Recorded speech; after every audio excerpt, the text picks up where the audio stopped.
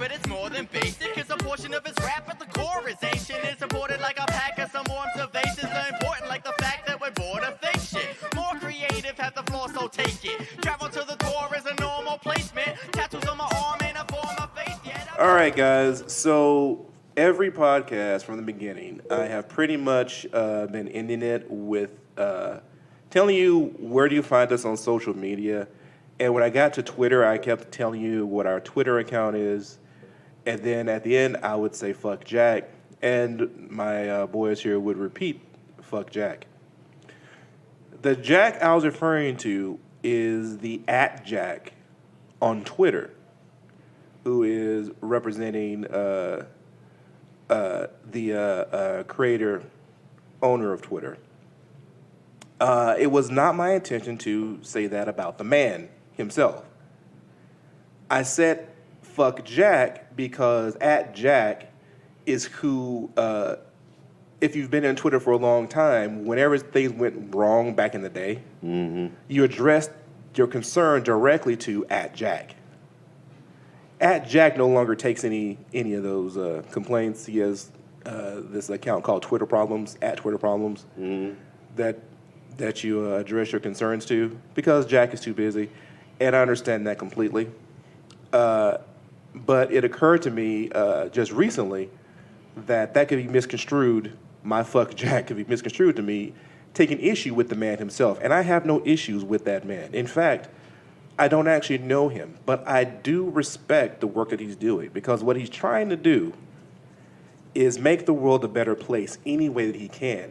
And he is doing some very innovative things with some different business models on different apps and accounts, and he's doing things that I am very, very much excited about and very grateful for his efforts. So I am no longer going to say that at the end of our podcast, and I would encourage my friends here to no longer say that as well. Yeah. Instead, I will say something different, which I haven't decided on yet, but I will know by the end. Yeah, I mean, I think that's a noble thing. I mean, it's a very strange thing to say fuck an entity that's not a person. I mean, yes. I had assumed that we were talking about the person because I was not myself familiar with Twitter. Right. Yeah. Ben just found Twitter, guys. By the way. Right. I'm always a good 8 or 9 years late. Yeah, it's about that average. Yeah. But what's weird is that it's like I lose consciousness so you have a pendulum swinging back and forth, and on the far side I wake up, or on the and then it starts swinging back the other way. Right. I completely lose consciousness until it gets to the other side. Until it gets to the other side of it. Right. So I'm either like 9 years early, right, or 9 years late. Which is it makes for the best conversations, which is the whole point of this podcast. And the podcast you listen to is Tattooed with Children. I am your host, Slave Ray, in seat A. Across from me is the Dread Pirate Benjamin in seat B. And across from us both is one of the people who can save your lives and mine, CIO No Pain. Guys, this is a Monday. I'm not really at my 100%, I would say, at this moment. Right. But I am getting there rapidly. So how are you guys doing? Yeah, there we go. That's what we need to say right there. That's exactly how everyone feels. Right. That silence was perfect. Yeah. Okay. So I went to Urgent Doc the other day, and I got all the steroids. They gave me the shot in the butt. Yay! Which I kind of like. Because it means I'm going to feel better within 12 hours. Is it that you like, or is it exposing your ass to another human being? No, that's the thing. I learned very early on with the Urgent Docs that they don't actually want to see your ass. They just want to see, like, the top of your ass. It's never your whole ass. No, they just want me to just to thumb my blue jeans and tuck it down just a little. Right. I remember the first time I went to Urgent Doc, I was trying to let me just take my pants loose. No, don't loosen your belt, son. No, don't do that. Just watch this right here. She puts one finger in the belt loop, pulls it down a little bit, stabs you. And she's always like, I'm sorry.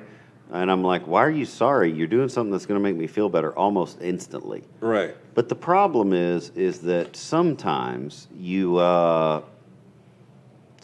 don't describe the problem completely. Right.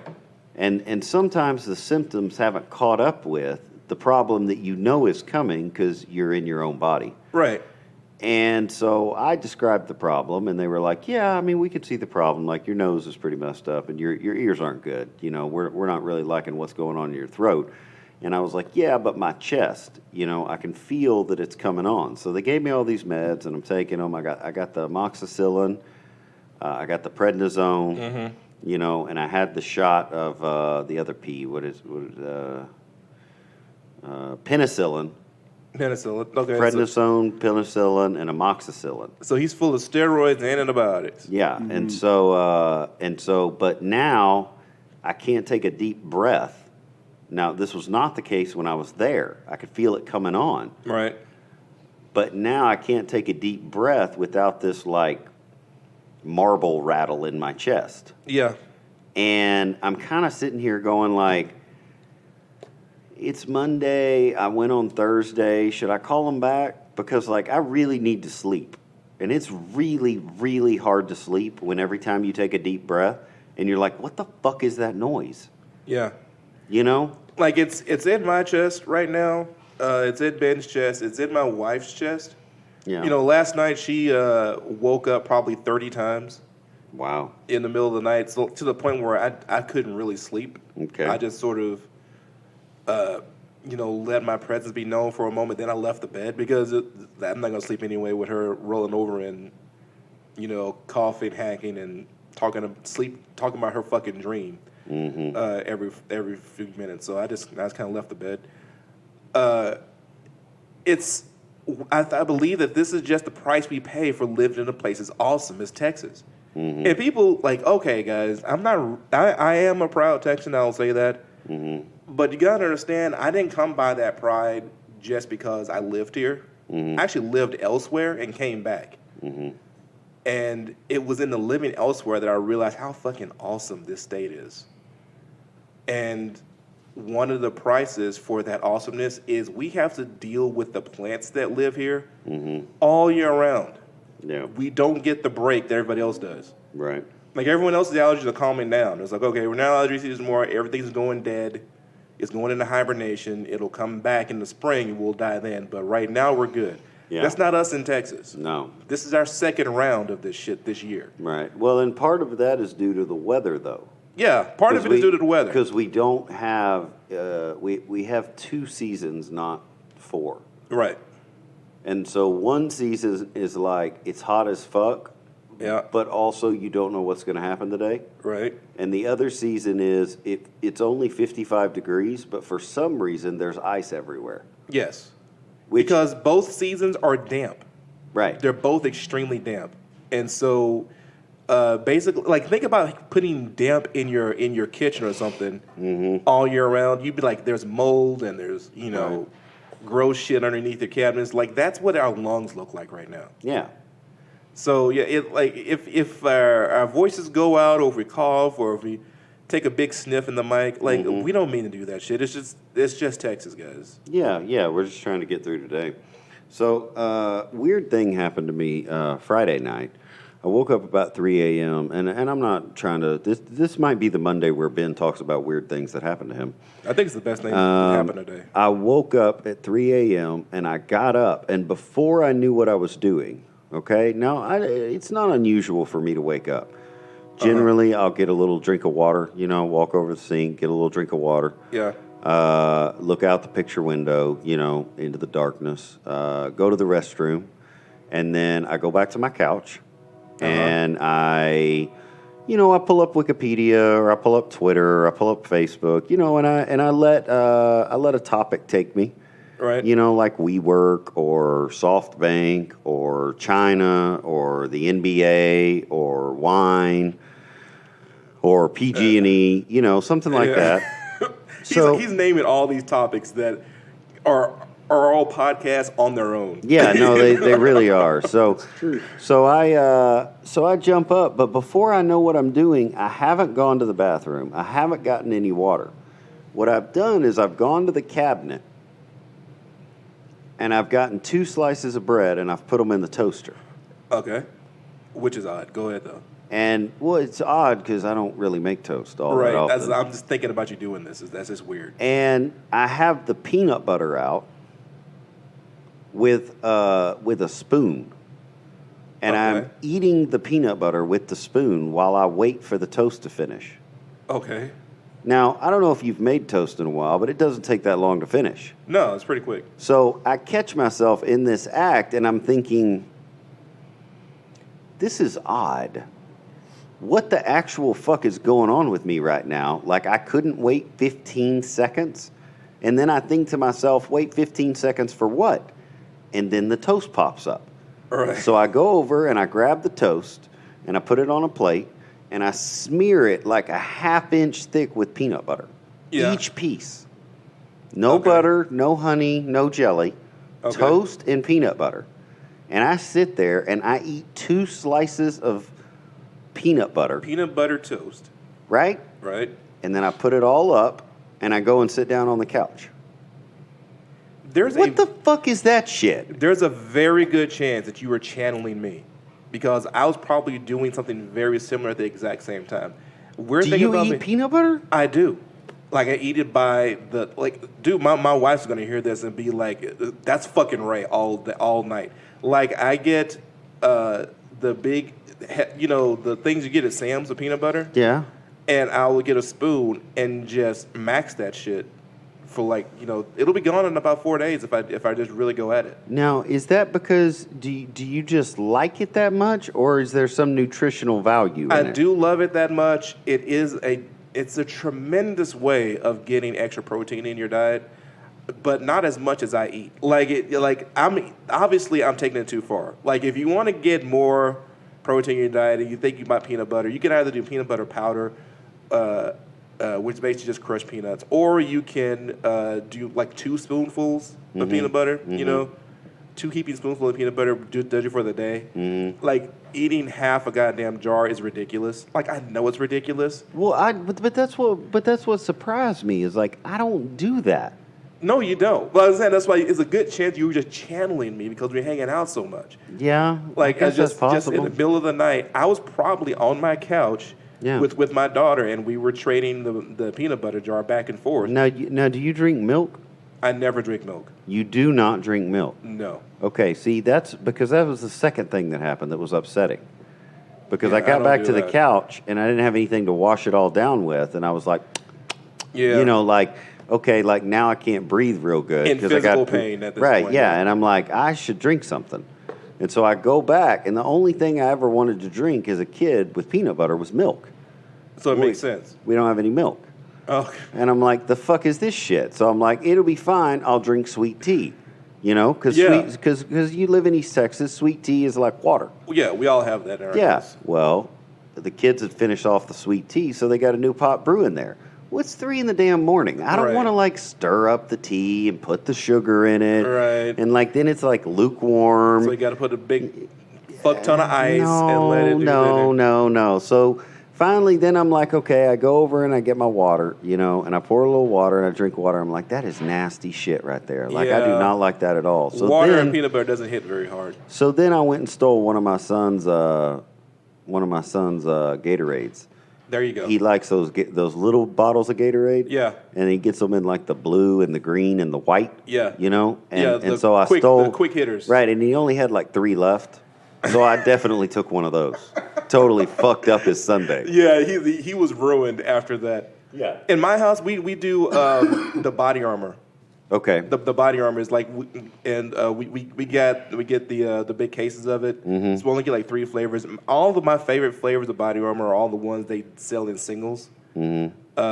But we drink so much of it, I can't just go to the grocery store or the corner store and buy a dozen, single body armors. It's prohibitively expensive. So that brings me to another point that I learned at the urgent doc, Ray, is oh shit, where did it go? Hold on. We're gonna get there. You weren't on body armor. We weren't on peanut butter. Oh, okay. Okay, so I learned about this new term. Okay. It's called intermittent fasting. Intermittent fasting? Yeah. I know about this. Okay. Oh, okay. I'm looking at both of them like they're crazy because Right. those terms Okay. are mutually exclusive. No. Okay, well, I'll have you know this came from an academic and a consummate professional. Oh, an academic. Ben Well, is- let me put on my good ears. Ray, Ben is just getting defensive because you use two words that he doesn't know, mutually and exclusive. So, I don't think either of those words have anything to do with paradox, but I do know that. So I learned a term, and the doctor told me that I needed to begin intermittently fasting. Intermittent fasting. Okay, tell me what this is all about. Apparently, it's a new thing. All right. Okay, you know how we have the Marie Kondo, Spark Joy, Yes. Condit. It's probably Condit, not Condo. Condit. Yeah, whatever. Anyway, whatever her name is. right. And we have all these things that are real big right now. You know, I mean, we got all these trends. You know, Yeah. everybody wants to know what the next trend is. I remember back in the day when The Secret came out and everybody was doing The Secret. Right. I haven't seen a motherfucker talk about The Secret in years now. Right, yeah, that's, I know. That's how important it fucking was. His Right, we all forgot it. Dietary trends are even crazier because they don't ever go away. They just change names. Yes. Yeah. Okay, so here's the great thing, and this is what I loved. I know you're going to love this. This is going to be perfect for Monday. This is going to take us right into our first break. So the doc tells me that, you know, I'm a very unhealthy person. You know, I work too much, and my work-life balance looks about like the Titanic. Yeah. And that is, it's at the bottom of the ocean. Yeah. And then, you know, I need to drink more water, and I need to quit smoking cigarettes. Somebody and told him that. Who told him that? They need to drink more water. Yeah, Okay, keep going. yeah. And then he says, but you know what's really going to have the biggest impact on you? And I'm like, what's that? And I was thinking Jesus. Right. At, Right. This, He did- at this point, Right. he's got to be leading up to A doctor in the Jesus. South is going to tell you about Jesus. And he's like, intermittent fasting. Like he says it like, this is the best thing ever. And I'm Literally, like, and- his eyes sparkle. right.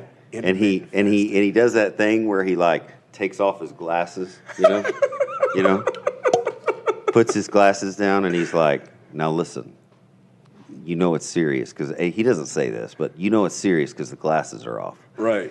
And he's like, Look and he into my leans eyes. in, you know, he's got his little clipboard, and he leans in, and he's like, so what we've discovered Oh, God.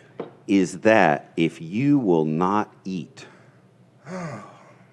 from, say, 8 o'clock at night until 8 o'clock in the next morning, it will have a huge impact on the way your body functions, because you'll be giving your body enough downtime to process the food. And the problem that we're running into is that no one is giving the process center enough time to catch up. Now, I resisted the temptation to go, isn't everyone doing that already anyway? Wait, are there people eating between 8 and 8? This is, see, here, if we need video right now, if you could see the fucking rage I am holding in right now. Like- I have never been more angry in this podcast than in this very goddamn moment. Okay, hang on. A doctor came to my friend and told him, what you need to do is what everybody fucking does in order to feel better. My fucking God, let me tell you something right now. I ate last You gotta turn time. this down. The last time I ate was at 11 o'clock last night. I haven't eaten since then, and I will not eat until 11 o'clock tonight because of the way that I work. And this motherfucker will tell me that I'm intermittently fasting because I don't eat and that makes me feel better? Fuck you, dude. You know what the fuck you're talking about. All your science is horse shit at this point because you are a moron. Okay, And so every goddamn doctor listens to this goddamn podcast right now. You want to prove something about health? What you need to do is do it to yourself and your children and then document it and bring me the goddamn documents. Okay? Show me how your kids got better. And then I'll listen to you for 5 seconds. Beyond that, I owe you nothing because you don't know anything. But what I don't understand is why you're so angry since you're already being successful and you didn't even know it. Because You I were don't already- feel any better, Ben. You were Because already- nobody feels any better. Because nobody eats between the hours of 8 and 8. That's fucking ridiculous. See, I so wanna- don't eat for 12 hours. That's what's called breakfast, asshole. You're breaking your goddamn fast. Everybody already does. I really want to interrupt him, but I've got to admit I'm kind of half chub right now, so Well, I can't. and also you don't want him to hit you with this bottle of wine before it's Dude. empty. Yeah. Like doctors have been doing that shit for too long already, man. They've been doing this shit for too long where they say, we got all the goddamn research. You know what the real doctor research, you know what? Okay, we got to take a break. We got to take a break before I say something's going to get us all hurt. Jesus Christ. Oh my God, doctors. Medical doctors for years have been telling you a bunch of bullshit that's not true. I'll tell you that right now. They're telling you a bunch of bullshit that's not true. It started with the South Beach diet. Not start with South Beach, but it was go back to the South Beach diet. Yeah. Go back and read all that shit the doctor said about South Beach diet, and then move on from there. Okay. You know. All right. Or The South Beach diet. Or you could talk about cholesterol. Yeah. So Cholesterol causes heart. No, it so fucking what doesn't. you're saying before we go to the break is you're saying that the break fast Yeah, that's was- breaking your fast. Yeah. that was to break the fast, which meant that the nighttime was already hypothetically going to be your intermittent fasting. Think about the days before we had artificial light. Before we had artificial light, the sun went down. What happened to the inside of your house? It gets dark. It's dark as fuck. Yeah, Right. yeah, everything's done by candlelight. Do you know anybody that eats by candlelight? No. Nobody does it now. Nobody did it then. Right. They turned the goddamn candles on and went to bed, and nobody ate. Right, because it was business time. And you didn't eat again until the sun came up, and you could see what the fuck you were doing. Okay. All right. I'm with So you. we were already fasting, people. So and then we would break that fast We would break that fast with the a meal. little meal in the morning With the meal in the before we head off to the coal mines. And now I got all the energy I need to go out and milk the cows, or tend to the herd, or dig out the coal, or teach the children. teach the children, Okay, all right. change the diet, whatever the fuck I had to do. Yeah. Breakfast gave me the strength to do it.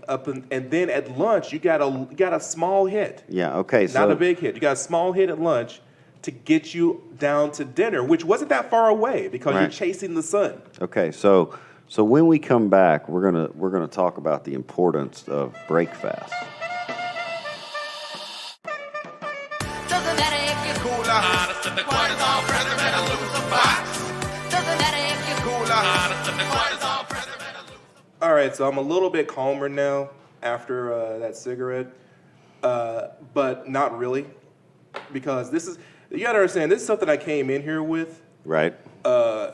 Have objections to food science, not food scientists. Food scientists are great.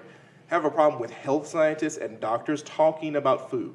Okay. Because there have been so many lies said over the last 20, 30 years that have directly impacted my life in a negative way. I have an instantaneous reaction to a motherfucker that is telling you how food is. Because the Okay. truth is, most of them don't know anything. Okay. They say, well, how can that be? Well, it can be because they have not done food research properly in 60 years. You know, it really hasn't been done. Now, CIO, no, he had to step out, but before he stepped out, he sort of gave me his point because he was trying to counterpoint me during my rant, and you know that's not something that can be done, and so Right. he had to just hold on to it till I calmed down. Right. And so what his counterpoint was, it's not a regular fast. Okay. So we're saying that normally a person would take in their 3 meals a day, right? And then they're on the couch at the end of the day, okay? So they just ate dinner at 6 or 7, Right. and now they're on the couch or watching television, and they're bored and they're not ready for bed yet, and so they pick up a snack. Okay. All right, and so they pick up a snack, chips, a cookie, whatever. Sure. So they've eaten again around 8 or 9, Okay. and they go to sleep and they wake up again at 6 or 7 o'clock. They eat breakfast. Okay. Okay, so they haven't actually gone a full 12 hours. Okay. And so with the intermittent fasting, what you do is you skip that first meal. Okay. You skip breakfast, And so then we get around to lunch, you haven't eaten in 16 hours. Okay. Okay? And so that longer period of time is a fasting break for your body to process the calories that you took in before. Okay, I'm with you. And then when you break that fast at midday, all right, at 12, then you repeat that the next night, because then you're basically, your 3 meals then extend. So you're going, instead of breakfast, lunch, and dinner, you're going lunch, dinner, snack. Okay, I'm with you. With a long break to actually process the food. Okay. My objection to that was immediate, and it was visceral, because this is what I already do. Okay. This is what Ben already does. And if you're born at the same time I was, Right.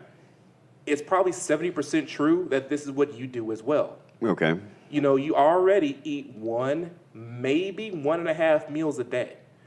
Most of the time, you are not eating. Right. Now, Mike's objection to me was, well, if you're doing this at night, when you go to sleep, then your body processes the calories differently, and I immediately call bullshit. Okay. I do not believe, and I don't think there is any research to back up the idea. You can, like, anybody that hears this can go ahead and send me links Sure. to whatever you I got. mean, we love the conversation. That's the thing. Yeah. Yeah, You and I love the story more than anything else. Yes. And I'm willing to accept any links related to how we process calories at night versus how we process calories during the day. Right. So, but one of the things that came up immediately after that, it's kind of the reason we rushed back in, is one of the things that we immediately notate is that certain things were referenced as true from the get-go. So, Right. for instance, that the average body needs 2,000 calories a day. Okay, now one of the issues that I take with that is I was homeschooled.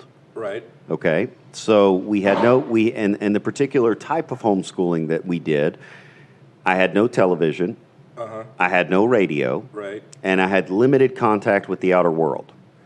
Right. So all my education was in books. And when I say books, what I mean is I didn't just read the content of the book. I read the back of the book, I read the middle of the book, and I read the front of the book. I read when the book was printed. So when he says education, what he's talking about is all of his input from the outside world came through the printed form. Yes, so for instance, I read a USBN number, an ISBN number. I read when the book was printed for the first time, Right. the second time, the seventh time.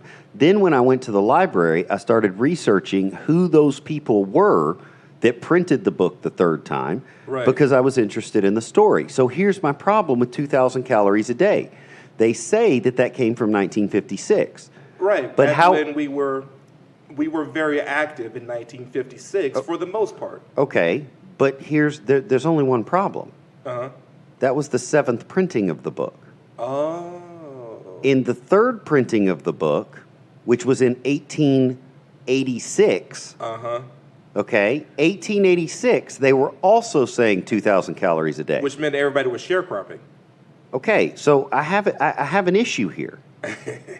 Because there was no artificial light in 1886 Right. in the goddamn country. There was no artificial light, so how the fuck are we still needing 2,000 calories for that little activity? Right. Then when you read people like, let's say for a minute, you take Andrew Jackson Uh-huh. and you read his diary. Right.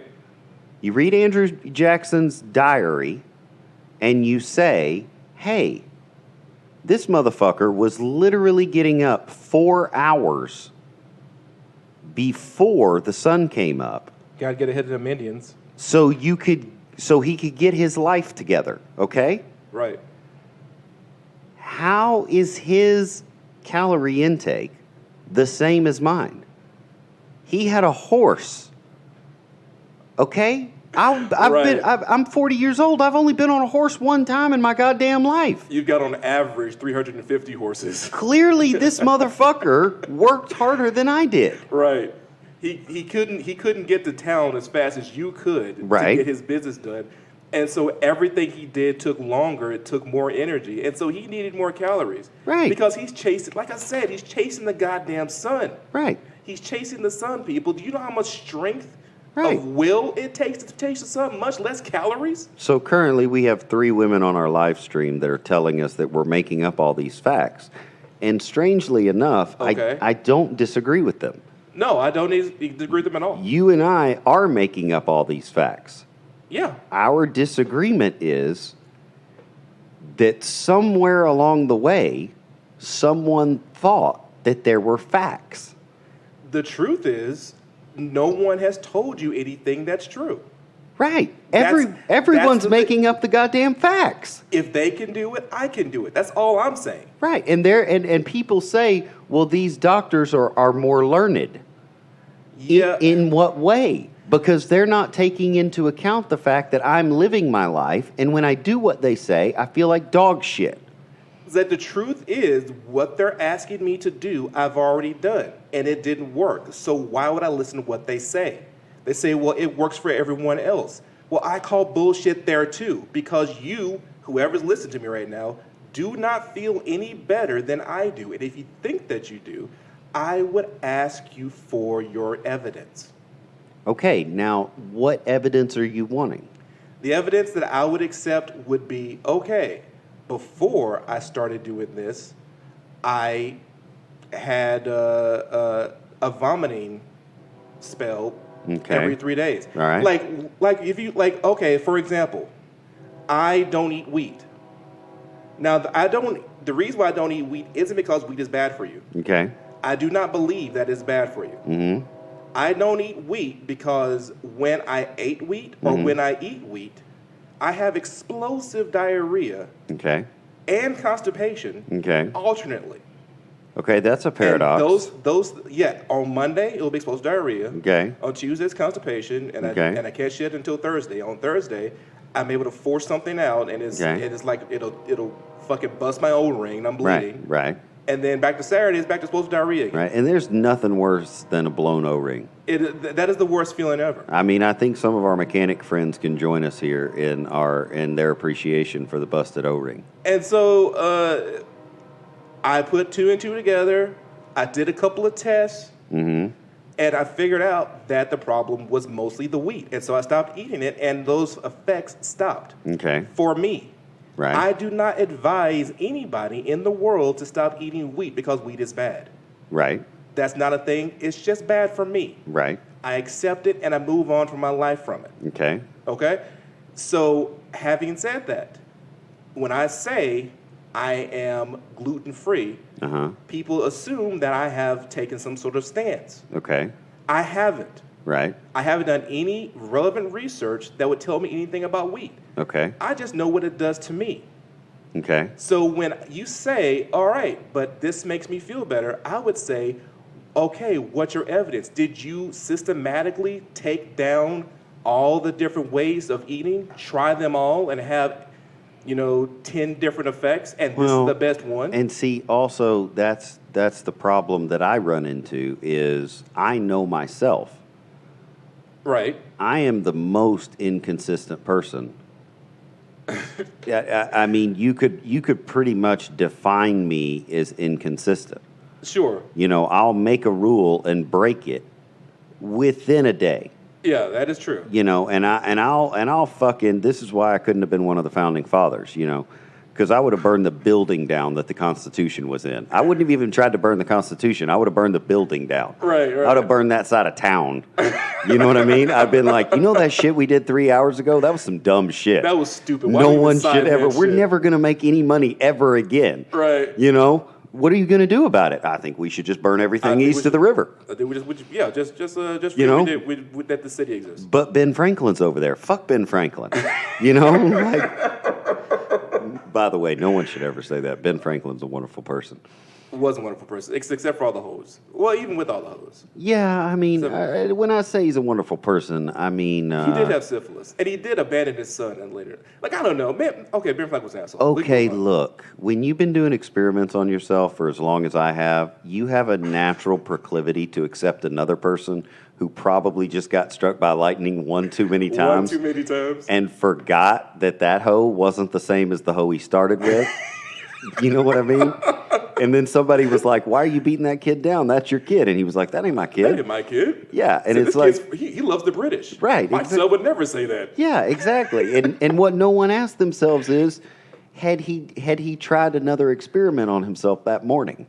All right. Okay, so anyway, regardless of what we think of Ben Franklin, Sure. but back to the point is, I actually don't know if I could stick with a test long enough. So, for instance, a couple Sure. months ago, I started eating pretty much only red meat. Okay. And it had a profound impact on how I felt. That's like very keto. Okay, and I hear people use these terms, and I don't know what they mean because I don't care. Uh-huh.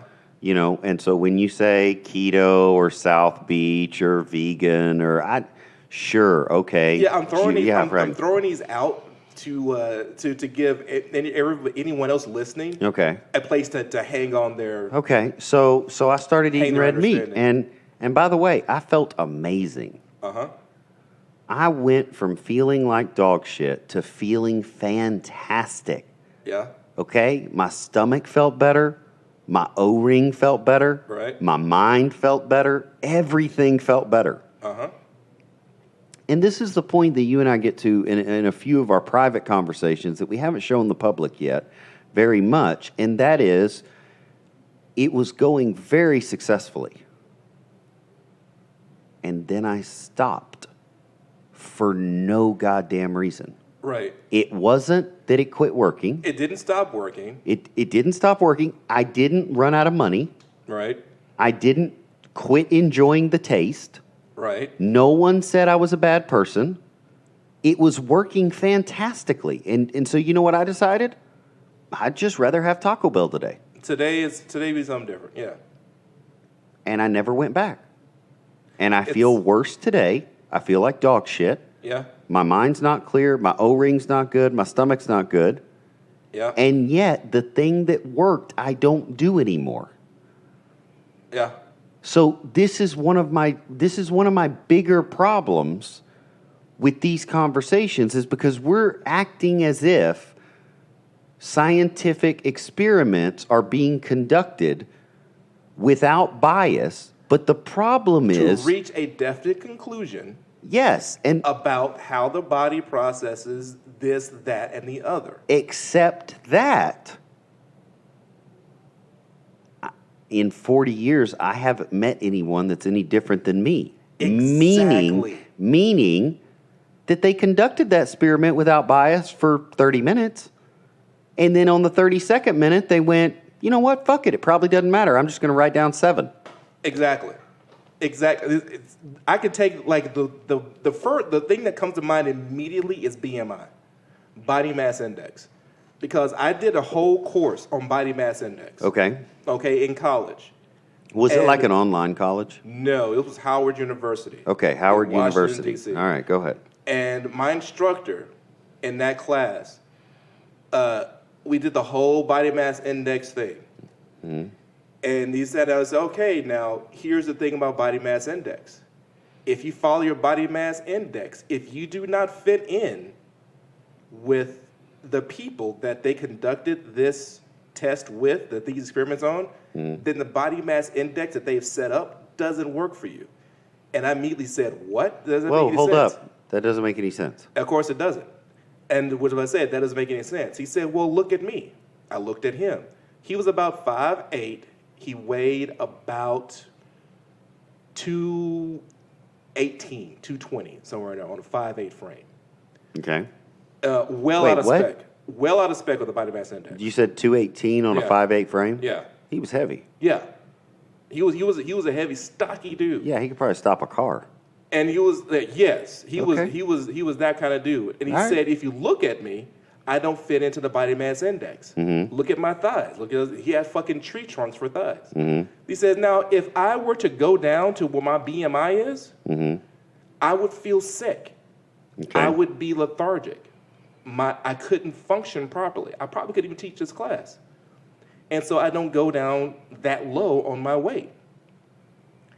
And I'm like, well, if that's true, then how is the body mass index a standard that we tell everybody to reach? He says, well, that's the whole issue, isn't it?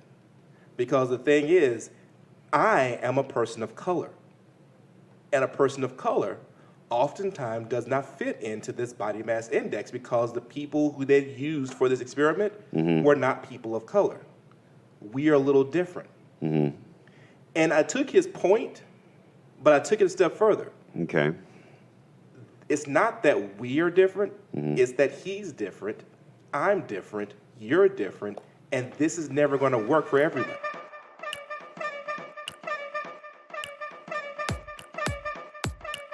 My name ain't Mikey, but yeah, I rock. You know why? Because I don't give a fuck. So That's why I are don't you, if I can just keep the conversation rolling, are you hypothesizing that there is no way to conduct a scientific experiment further than the fact that the only variable we're likened to might be age range, humanity, and sex, but outside of that, the variables are too many? Outside of that, the only thing that your body is worried about is getting to homeostasis, is getting to that point of balance. That's what your body is always trying to do. And anything that takes you out of that state of homeostasis, your body is trying to counteract. And so if you are starving yourself, your body conserves calories. If you're eating too much, your body will burn more. It's all trying to keep you in balance. Okay? And so when doctors are trying to adjust your homeostatic balance, trying to say, well, this is how the homeostatic balance works, they immediately run into the body's mechanisms. So, for example, I threw out the South Beach diet, Okay. but before that, it was the Atkinson diet. The Atkinson diet was cut out all carbohydrates, right? Cut out every carbohydrate. South Beach diet said, no, you can have some, just not as many. It has to be a certain type, and so on and so forth. If you look at the entire dietary spectrum, it's all about taking in a balanced amount of each substance that your body needs, and then moving on until you feel better, because then you're in homeostatic balance. It has nothing to do with fasting or not fasting, eating at night or eating in the morning. Like, all of that is just horseshit variables thrown in so people can have something to research. But again, I want to clarify the overall point before we get into the specifics. So yeah, the things that we all have in common are when we were born, our sex, the fact that we're all the human species. Okay. And that's just about it. Like beyond that, it's all about your own personal homeostatic balance. Okay, but that makes it very, very difficult then to determine a standard. Well, the standard is you're definitely going to have some protein. You're definitely going to have some carbohydrates. You're definitely going to have some vitamins and minerals. You're definitely going to have a little bit of sugar and excess things to satisfy the bacteria in your body. And then you just have to do what's right for you. Okay, but doesn't that defeat the purpose, though? In other words, I'm still struggling with the fact that we can find a standard, but the standard isn't close enough. In other words, it would almost be as if saying, we have a standard clothing item here, and it's a sheet. And everyone is calling it a custom-made shoe. Yeah. Well, we haven't got anywhere close. You didn't go to a cobbler. You just went to Walmart. Right. You didn't get your foot measured. You just went to Walmart. Right. Okay. That's very different than a custom-made shoe. And what you seem to be implying, if I'm correct, is that we're stopping at phase 1, right? Yes. And there are probably somewhere between 3 and 9 phases. Yes. In determining what is how right your, for a person. Yes. Right, how your body works. Yes. To get back to nature and nurture. Yeah. Because what you want to do, what they have done is saying, all right, I found 20 people. and these 20 people do it this way, and they are in great condition. Okay, but Everybody follow this 20 people. that very much depends on the nature that they got, meaning the Right. DNA that made them. Right. Then it went into the nurture they got, because we are far enough along to recognize that if I do push-ups, right, and my dad hates me, Right. my body is going to respond differently to if I do push-ups and my dad loves me. Right. We know that. Yeah. It's, in other words, it's going to go better. And people say, well, that's not scientific. Actually, it is. Yeah. And I think you can run that experiment. Yeah. If you have a person who does not live with electricity, I would make the argument that the food in their body is going, and again, you said you'd like to see the data. Yeah. I'd like to see the data also. This is a hypothesis. That's all it is. Right. I've been very clear about my level of education.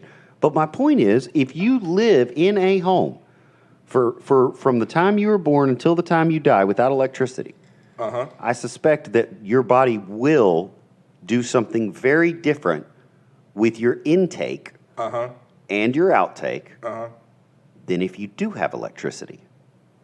I agree with that. And also take it a step further. Make it more fundamental. Your body has a cycle that it runs on, right? Okay. There's a cycle when you're the most active, a cycle when your heart rate slows down, and you're moving into a sleep cycle. Okay. All right. So if you're looking at your body cycle, that probably applies to how your body takes on calories as well. Right. Correct? Right. So if that's the case, that how your body cycle affects how your body processes calories, then it can't be true that what time you eat affects Well, and see, but for see now, everybody. In but other see- words, they'll say, well, if you're doing this at night, and then what are you saying that for the people who are morning people? Right? Are you saying that for the people that sleep all day because they work the second night shift at Pilgrims? There you go. And it even is going to get even worse than that, because now that we're thinking about it, I keep hearing that our problem sleeping is related to depression. Okay? No one is No one is sleeping anymore because we're all depressed. So it's related to our serotonin levels? Okay, but I have a different question. Well, I have several questions, but here's where I'm going to go with it. What that would strike me as is that we didn't document it, or we didn't know that artificial light was going to affect our sleeping. Right. So Yes. the reason we're struggling to sleep has nothing to do. Let's hypothesize for a minute. We're playing. This is play over the Right. microphone, people. Yeah. We're balancing. If depression is not the reason that you can't sleep, what if the artificial light is the reason you can't sleep? You never turn your fucking lights off. Right. Okay? So now you can't sleep. So now you're depressed, and you incorrectly apply the two. Also, we're coming off of a generation that said alcohol was bad, Yeah. when we've actually read quite a few studies and heard quite a few reports of people who drank a glass of wine a night, had a strong drink every day, or drank 3 beers a day, and literally they lived twice as long as everyone else. Because they were not stressed at all. And also, the average goddamn age of the human, everybody acts like in 1850, everybody died at 40. That's not factual. Right. It's like we don't even understand the idea of averages. Now, it's Right. true that if you went west of St. Louis in 1850, you were more likely to die within 3 weeks Right. Because than you were to make it to 80. Yeah, it was less about what you ate, more about the people that shot you in the chest 3 times. But if you lived, let's say in Boston. Well, you could say Boston. You could say Savannah, Georgia. Yeah. You live in Savannah, Georgia in 1850, you're going to live till you're 113, motherfucker. Yeah. The weather's great. Nobody's going to kill you. Like, It's just life is good. life is good. You get 3 meals a day. You work in the fields. Like, My point is, there's Under the assumption that you are a white person living in Savannah, Georgia. I hear that, and we'll get into Sure, we could racism say- on another No, podcast. But the reason I say it is because it literally affects the averages you're talking about. yes, it does. And it Yes. strikes me, right? It strikes me that we are talking that you even mention the averages because when you talk about standards, right, it's literally based on averages. correct. So if we do understand what averages are, then we have to accept that standards aren't going to fit every instance. Yes, which is again though what we're getting back to, because I don't even think you can make the variable.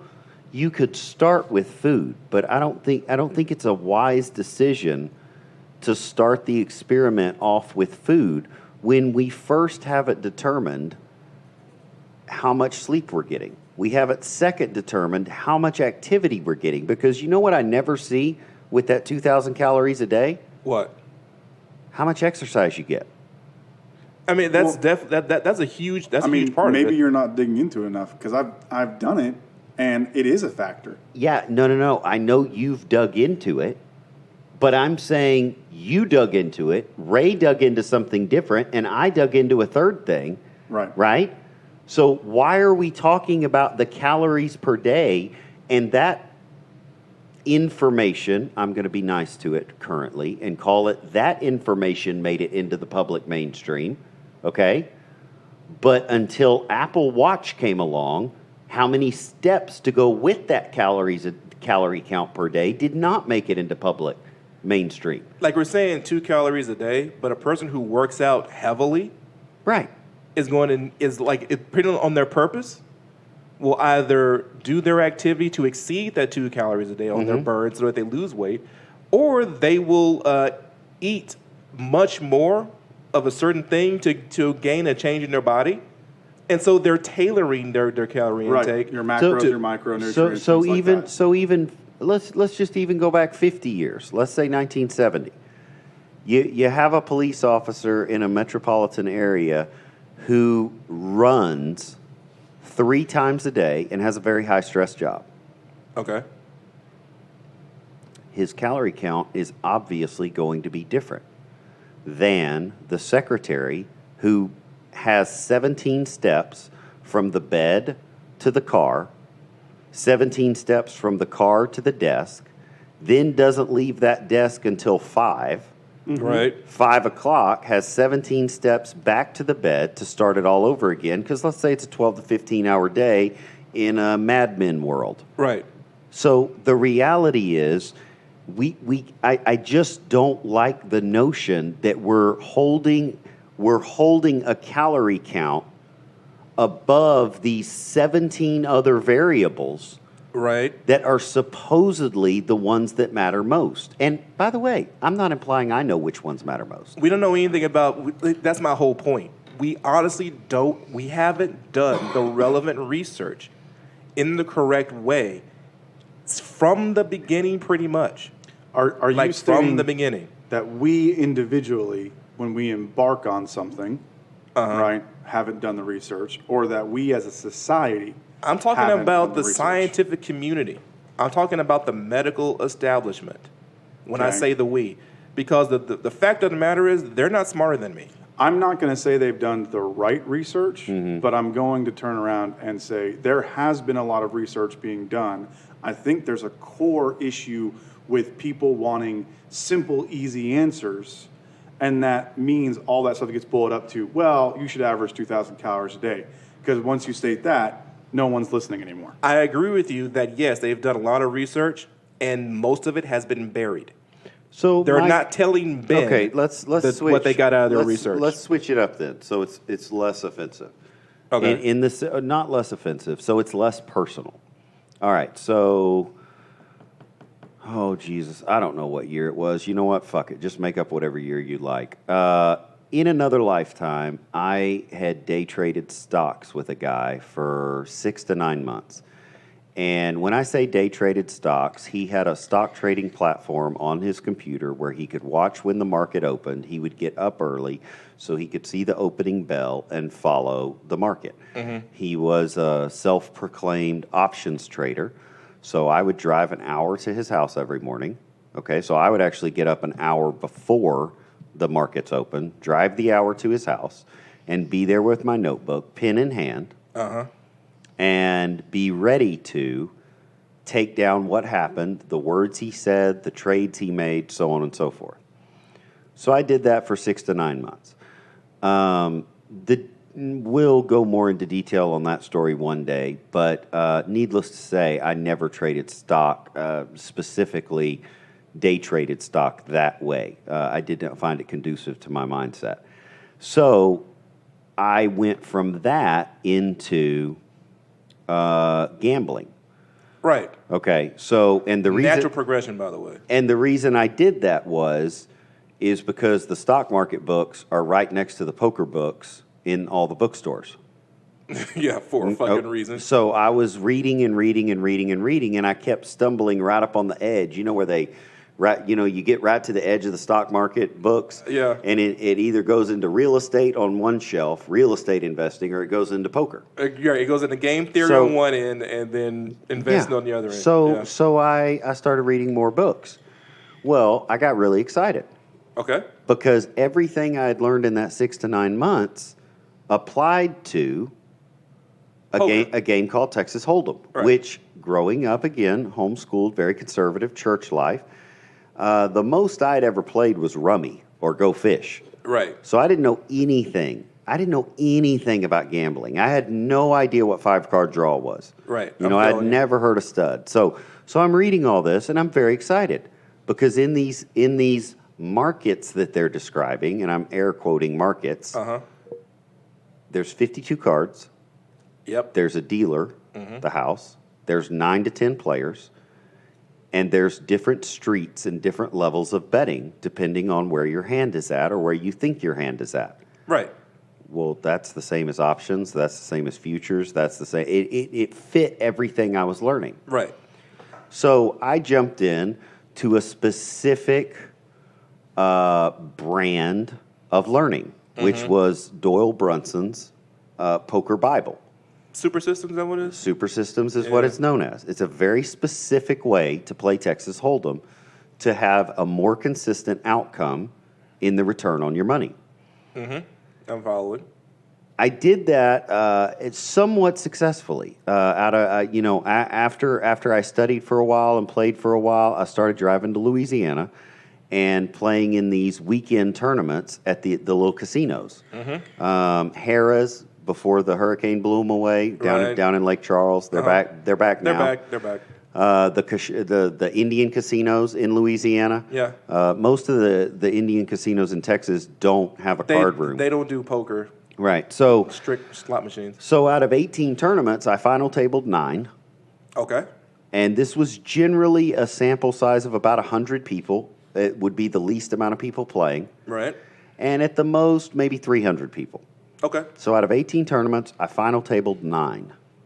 I never did worse than 4th place. Oh, wow. And I won the thing outright 3 times. Okay. Okay. So I would say I would make the argument that was fairly successful. It's pretty good. For a year, about a year's work is what I did. The difficulty came when I started recognizing that my win rate increased. Okay? When I changed strategies completely at the final table. Okay. Yeah, I think I know where you're going with this. And that sent me down a whole different wormhole of game theory, as you discussed. Yeah. And also different poker systems. Yeah. So, Doyle Brunson created one of the most... Doyle Brunson is a Texan. Yep, he is. I love his system. I love him. I love his stories. He has some of the greatest stories ever told about poker. Yeah. If you ever want to read an incredible story, the The Professor, the Banker, and the Suicide King. One of the greatest stories ever told about an actual banker, a guy that owned banks, going to Vegas and playing a group of poker players and believing that if he just raised the stakes high enough, he could beat them. That did not work out well. No. But anyway. He didn't know that poker players were suicidal. So I came across this interview a few years later where a guy from, where are the Danes from? Denmark. Oh, yeah, that's a Yeah. good one. See, I'm so glad we have educated people on this podcast. I was going to say the Netherlands, but yeah. Yeah, educated people are really good. So there's a guy from Denmark who had hypothesized he was not a popular fellow at all, but he has a fairly successful win rate. And he had hypothesized that if he rewrote super systems Yeah. with the opposite effect, In other words, take everything in Super System and say the exact opposite. that you would be just as successful playing cards. To the extent that he started folding aces, kings, and queens and playing hands like Jack 2, 10-3, Offsuit. 9-4, right? Right. Playing them as if they were aces. Right. Playing them as if they were the very thing that this other system described as being successful. So the issue that I'm highlighting here, you say, well, Ben, those are two different systems, just like two bottles of wine, and they're equally successful. Sure. No, I'm not just arguing that. I'm arguing that there are 2,000 different ways to write a system that could work for a person. But if you then publish that system and imply that it could work for any person, Right. that it's disingenuous. Right. I absolutely agree. You're not, particularly in a game like poker, where the cards in your hand mean maybe 30% of the game. 70% of the game is the guy across from you, Right. is the table, it's Right. it's the air conditioning, it's what you're eating that day. Right. How many breaks have you had? Like, those are things that factor much more. And if you've ever watched a poker tournament, Right. you can see this very easily in the top players. Sometimes the top players are completely unflappable. They will, like, get bullets are two aces, and fold them bitches immediately because they know they're beat. Well, you know what's interesting is a guy named Sammy Farhall, back when poker got popular again, a guy named Sammy Farhall had the unfortunate ability to find these wonderful moments in television where he could look like a complete fucking idiot. Right. But he actually wasn't an idiot. No. The problem was he wasn't recognizing the environment he was in. And if you change the environment, you change the outcome. Because the cameras were there and people could see your whole cards, that changed how the guys were playing him. But also, in both cases, he was left with someone who didn't do it professionally. Right. They played. He knew what was supposed to happen Yes. if it were two professionals at the table. Right. But So- he did not take into account what would happen if one was a professional and one was an amateur. Right. So I can kind of describe this another way. What Do you're it. describing is, as far as I know, can be described in a math environment as the description of systems problems. Okay, and at a very basic level, a systems problem is simply the fact that you have multiple things Multiple that interact variables. with each other. Right. Right, and when you change one of them, you are inevitably changing the other ones in the system. Correct. Okay. With you? This can also be observed, especially in human behavior, in what they call group dynamics. Okay. Okay? If you are, from a purely scientific perspective, observing a group of people and how they interact, right? If they don't know you're watching them, it's a valid scientific study, Okay. right? Right. Because Sure. you're a pure observer. Okay. Right. The minute somebody knows you're watching them or observing them, their behavior changes. Now your group dynamic study is invalid. Okay. Well, what if you take that concept and go, instead of saying it's invalid, now you insert the observer into the group As a variable. as a variable. This is called politics. I mean, It's yes, it's politics, but it's also, it can be valid research. Absolutely. We have an entire degree in college is related to that called political science. That is what it is. It is group dynamics where you're not only the observer, but you are in fact impacting the system at the same time. You're impacting. okay, but And you would say that makes it less objective. All right, so guys, to bring this to a close here, my whole objection with the whole food thing has always been from the aspect of who is telling you what and for why. If, like, for example, take the Atkinson diet. It works. It works perfectly fine, okay? What they don't tell you is if you stop using it at any given time, all of your gains go back the other way, the exact opposite direction. Because you pushed your body one direction and then it swung back like a pendulum all the way to the other side. That's something that they know, but they don't tell you. or they don't. do they tell you and you're not listening, or No. they don't tell you? They don't tell you at all. Okay. And you can see the same thing from people who really push hard on any given system of eating and dieting. Okay? Basically, all the systems rely on pushing your body one direction off of its balance to gain a certain effect. And if you don't keep pushing it that direction, it's going to swing back the other way. Okay, that's just a basic fact of eating and dieting. And it's something that we keep having to say over and over again because in 5 years, another system will come out that will say, I figured it out.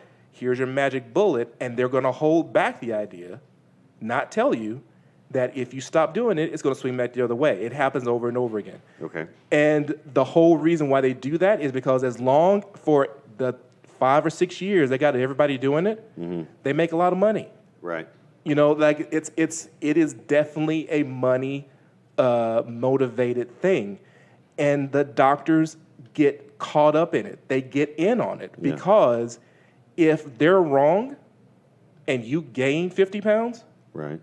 then they'll just tell you about another system. Right. If they're wrong and that pill didn't have they just give you another pill. Which again, though, I think to try and be clear, and I know you said we were wrapping this up, I'm not even convinced that my hypothesis is on point. I don't. I'm That's not necessarily convinced- true that your hypothesis is on point. I'm convinced, though, Ray, that my hypothesis is one way of looking at it that needs to be disproven, and that's the only reason I said it. Right,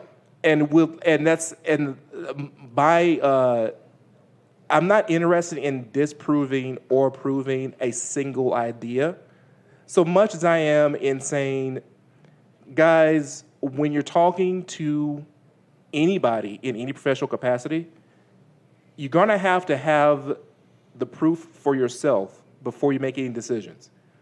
In other words, that doctor speaking to me, I would have immediately told them, no, that doesn't work for me. Now, he would have either said, oh, it doesn't work for you or try something else, or he would more than likely try to convince me that my evidence was wrong, which is what I ran into over and over again, is the evidence that I'm wrong somehow, when I know that I'm not.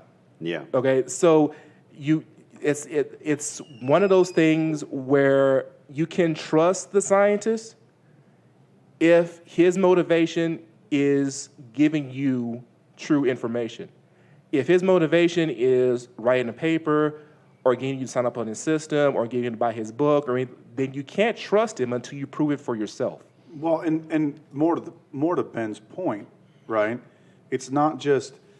I think we all know that if someone's consequences are that they have to get you a gainful result, or they have to get some result to benefit them. If the results purely benefit them, then what they're telling you is automatically suspect.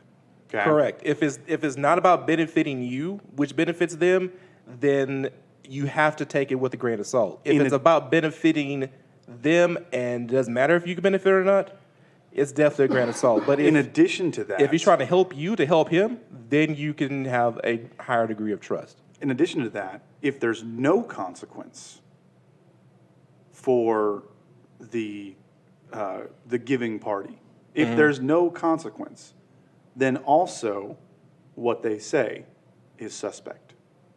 So we got motivation and consequences, and this is a subject we may even come to on the very next podcast, because this is an actual deep subject that hits on a lot of different areas that we've been meaning to talk about anyway. But it's going to be for a future podcast. This one has gone on rather long. But you have been listening to Tattoo with Children. I am your host, Flavor Ray. You can find us on Facebook at Tattoo with Children. You can find us on IG at Tattoo with Children. And you can find us on Twitter at Tattooed With. Because Twitter has some sort of thing about the length of their ads or whatnot, it's kind of shitty in my opinion, but what can I do?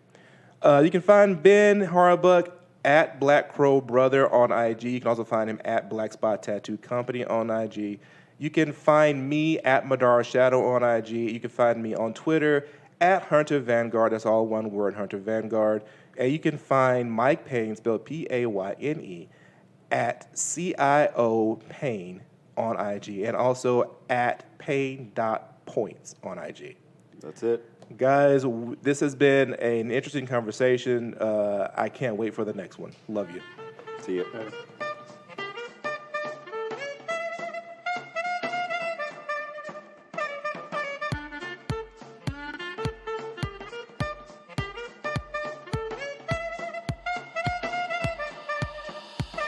We were born to bring it back, but it's more than basic. It's a portion of his rap at the core is ancient. It's a